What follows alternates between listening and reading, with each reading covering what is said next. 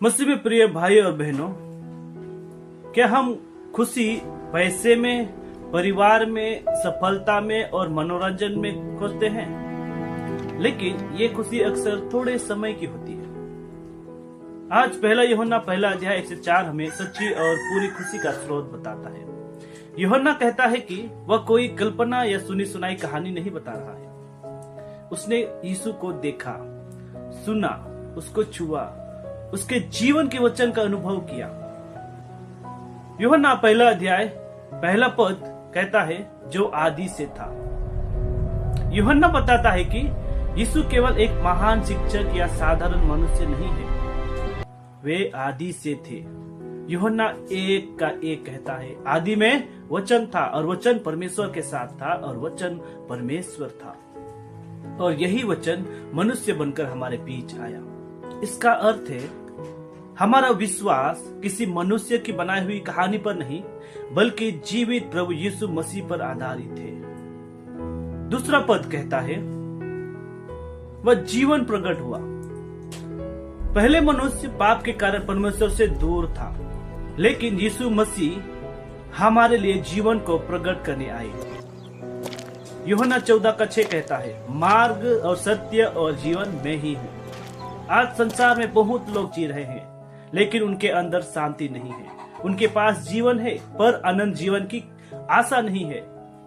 यीशु हमें केवल सांस लेने वाला जीवन नहीं, बल्कि परमेश्वर के साथ अनंत जीवन देते हैं।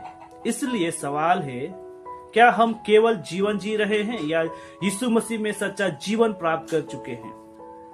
तीसरा पद, हम तुम्हें भी सुनाते हैं कि तुम भी हमारे साथ संगति रखो। यूहन्ना ने यीशु के बारे में जो अनुभव किया उसे अपने तक नहीं रखा, उसने दूसरों को भी बताया। यही हमारा भी काम है। जो यीशु से प्रेम करता है वह यीशु की बात दूसरों तक पहुंचाता है।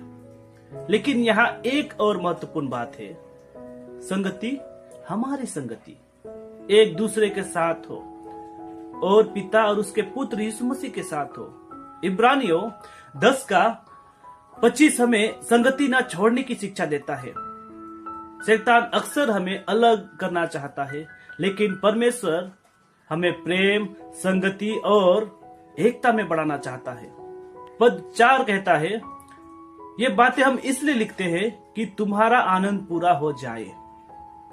संसार कहता है मेरे पास यह चीज आ जाए तब मैं खुश होऊंगा, लेकिन परमेश्वर कहते हैं मुझे पालो, तुम्हारी खुशी पूरी हो जाएगी। भजन संहिता 16:11 आयत कहता है, तेरे निकट आनंद की भरपूरी है। आमीन। यीशु में मिलने वाली खुशी परिस्थितियों पर निर्भर नहीं होती। बीमारी हो सकती है, परेशानी हो सकती है, आर्थिक समस्या भी हो सकती है, फिर भी हमारा प्रभु हमारे साथ है। आज के वचन का निष्कर्ष है, पहला यूहन्ना पहला अध्याय 1 से 4 पद हमें सिखाता है यीशु आरंभ से है, यीशु ही आनंद जीवन का स्रोत है। विश्वासियों को परमेश्वर और एक दूसरे के साथ संगति में रहना चाहिए। सच्ची और पूरी खुशी यीशु में मिलती है। अंतिम प्रश्न यह है, क्या आज हमारी खुशी संसार की चीजों पर निर्भर है या यीशु मसीह पर? आइए हम केवल यीशु के बारे में ना जाने, बल्कि उनके साथ संगति करें, उनके जीवन को अनुभव करें और दूसरों तक उनका संदेश पहुंचाएं। प्रभु आप सभी को आशीष दे।